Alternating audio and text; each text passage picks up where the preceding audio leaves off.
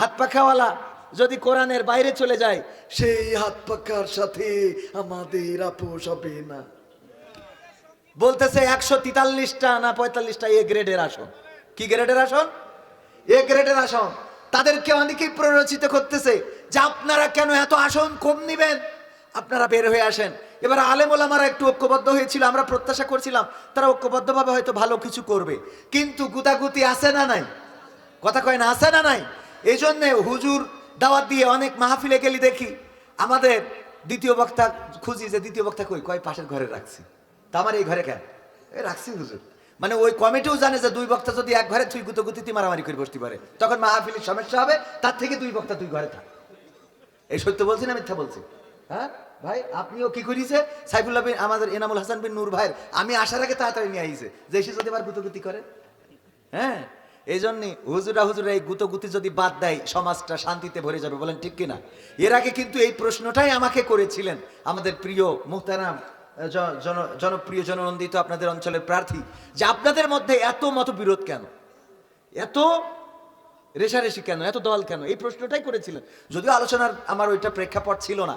তো এই রেশারেশি এক জায়গায় ঢুকেও এক থাকতে পারতেছে না, এটা কোনো কথা হইল? বলেন। এই জন্য আলেমদের এক হওয়ার দরকার আছে না নাই?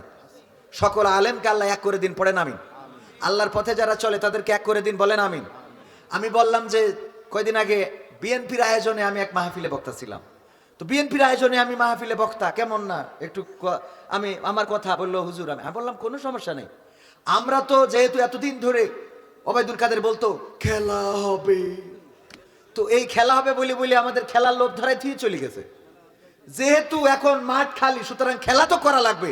তো তখন কি করেছি, এক দল যেহেতু ওয়াকআউট করেছে, আমরা যে 11 জন ছিলাম 5 জন আর 6 জন ভাগ করিতে নিজেরা গোল দিচ্ছি। কথা কয় না? যেহেতু মূল প্লেয়ার মাঠ ছেড়িতেছে, তাহলে এখন কি করেছি, বিএনপিরা ধরেন 6 জন, জামাতরা 5 জন, আমরা নিজেরা গোলবার ঠিক করি তো খেলতেছি। অসুবিধা কোথায়? এটা ভালো না খারাপ? কারণ মাঠে যদি এটা প্রতিযোগিতামূলক খেলা না হয়, সেই খেলা কেউ দেখতে চায়? কথা কয় না? সেই খেলা কেউ দেখে? এই মাহফিলটা যদি আওয়ামী লীগের আমলে হইতো, আপনার কি মনে হয় এই মাঠে লোক জায়গা দিতে পারতেন? কারণ তখন খেলাটা জমতো ভালো, কিন্তু এখন বুঝে গেছে ও তো খেলা শেষ, যাই কি করে। এই জন্য একটু জমছে কম, ঠিক না বে ঠিক? তো এই জন্য দুইটা প্রার্থী আমি বললাম আপনারাও দাঁড়াইছেন, জামাতরাও দাঁড়াইছে, এবার ফাটাফাটি একটা খেলা হোক, কারণ দুইটা ফাটাফাটি না হলে এটা জমবে না, তাই না? একদম 153 পাশ করে নিয়েছে। পরের দিন কেউ ভোট দিতে গেছে? কটা কুত্তা গেছিল? কথা কয় না? ঠিক না বে ঠিক? কারণ পাশ তো হয়ে গেছে, ভোট দেবে কিনা? এরপরে কি করলো, রাত্রি তাহাজ্জুদ পড়ি কাম সেরে ফেলিছে। ঠিক না বে ঠিক? পরের দিন কি ভোটের লোক গেছে? যাই নাই তো। তো এই জন্য একটা প্রতিযোগিতা থাকতে হবে, ফাটাফাটি প্রতিযোগিতা। ডাইরেক্ট মনে করেন সেই প্রতিযোগিতায় মোটামুটি এবার যারা ক্ষমতায় যাবে সবাই মিলেমিশে একসাথে দেশের উন্নয়নে কাজ করতে হবে। কথা ঠিক আছে? সবাই মিলে দেশকে এগিয়ে নিতে হবে, এটাই দেশপ্রেম, এটাই ভালোবাসা। আমরা এটা যদি করতে পারি, আল্লাহ আমাদের কল্যাণের পথে পরিচালিত করবে। খিচুড়ি ঠান্ডা হয়ে যাচ্ছে, ওদিকেও খেয়াল রাখতে হবে।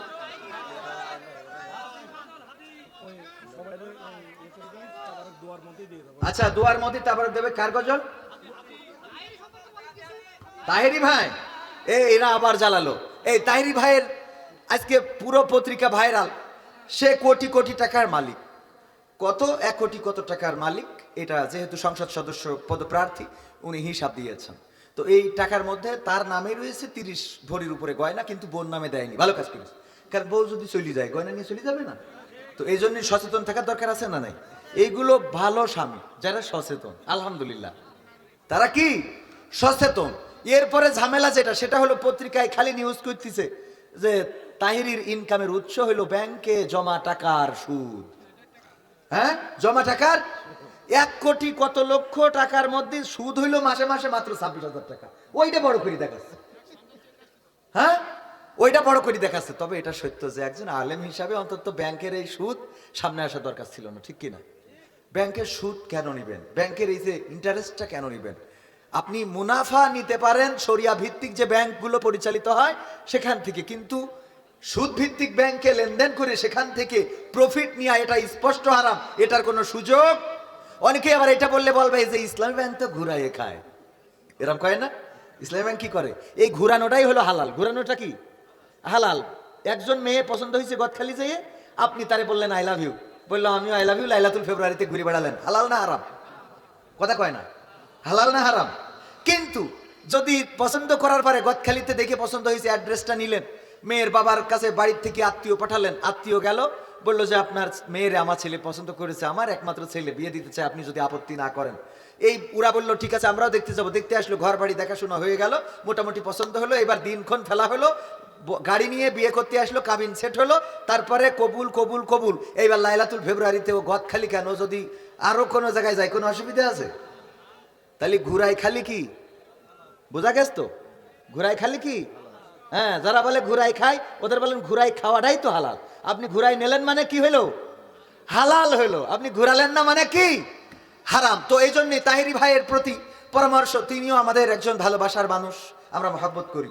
তার ডিজে গান হিন্দুদের পূজায়ও বাজে, যদিও সে ডিজে গায় নাই, বানাই নিয়েছে মানুষ, তো পূজায়ও বাজে তার গান। দয়াল তোর লাইগারে, আর ড্যান্স আছে না নাই, কুপা কুপি ড্যান্স, এগুলো নিয়ে তো কথা বলতাম, যুবকদের নিয়ে আমার কত কথা মন চায় বাবা, কিন্তু আমারে রাত করে উঠাই দিয়েছে, আবার দিক খেচড়ি ঠান্ডা হয়ে যাচ্ছে, সব দিক চিন্তা করতে হচ্ছে। না যুবকদের একটু ডিজে নিয়ে কথা বলতাম। ওই যে আমার কাছে প্রশ্ন উঠেছে পাবনায় যে হুজুর এই মুসলমানি অনুষ্ঠানে ডিজে বাজানো কি জায়েজ আছে? আমি বললাম যদি তোর মুসলমানি ডিজে হিন্দুকে ডিজে বাজাইতে হয়, তার থেকে আকাটা থাকা ভালো, ঠিক না ভাই? ঠিক। তুই যদি মুসলমানির অনুষ্ঠান করতে যাই, তোর যদি হিন্দুদের ডিজের কুপাকুপি করতে হয়, তা থেকে তো আকাটা ভালো, ও কাটা দরকার কি? ঠিক বলিস না ভাই? ঠিক বলেছি। তো এই জন্য যুবকরা, আমার যুবকেরা এখন এই সমাজ পরিবর্তনের মেকার, তারা চাইলে এই সমাজকে পরিবর্তন করতে পারে। এই জন্য চেঞ্জ করার জন্য, এই সমাজকে পরিবর্তন করার জন্য যুবকদের এগিয়ে আসতে হবে এবং প্রতিটা যুবক সম্পদে পরিণত হতে হবে। প্রতিটা যুবকের হাতে কাজ থাকতে হবে, চাকরি থাকতে হবে। প্রতিটা যুবক এই দেশ গড়ার জন্য নিজেরা সিদ্ধান্ত নিতে হবে, নিজেদেরকে আপডেট করতে হবে। নামাজের সাথে সম্পর্ক, রোজার সাথে সম্পর্ক, জাকাতের সাথে সম্পর্ক, হজের সাথে সম্পর্ক, কোরআনের সাথে সম্পর্ক, আদর্শের সাথে সম্পর্ক। যদি এইগুলো করতে পারে তাহলেই এই সমাজের পরিবর্তন সম্ভব, ঠিক কিনা?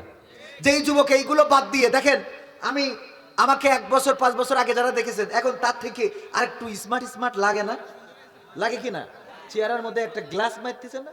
আমি কালকে আমি যে জামাটা গায়ে দিলাম, আমার বউ মানে আপনারা যে স্ত্রী বলেন আর কি, আমি তো আবার আঞ্চলিক ভাষায় বলি, তো আমার স্ত্রী বলতেছে এই জামাটা তো কালার উঠে যাচ্ছে। আমি বললাম জামাটা সৌদি আরব থেকে বানানো, কালার উঠে যাচ্ছে? জামার কথা কি বলবো, আমারই তো কালার উঠে যাচ্ছে। আমি আমার আব্বার কালো কালারের ছিলাম, এখন দিন দিন ওইটা মার কালারের মতো হয়ে যাচ্ছে, ফর্সা হয়ে যাচ্ছে।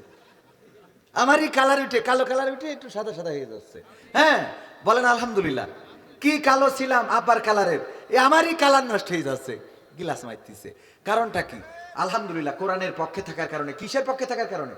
কোরআনের পক্ষে। এখন দেখবেন টিং টিঙে ঘুরে বেড়ায়। আগের সময় টিং টিঙে হলে জিজ্ঞেস করতো তুই কি কিছু খাইস না নাকি, আর এখন যদি এরকম টিং টিঙে হয়, কয় তুই কি কিছু খাওয়া ধরেছিস? কথা কয় না, মানে এখন কি কিছু খাওয়া ধরেছ? ঠিক বলছি না ভাই? ঠিক বলছি। তার মানে হলো এখন কিছু খাইলে ওর সবকিছু শেষ, দুনিয়া আখেরাত মেশিন পর্যন্ত বরবাদ।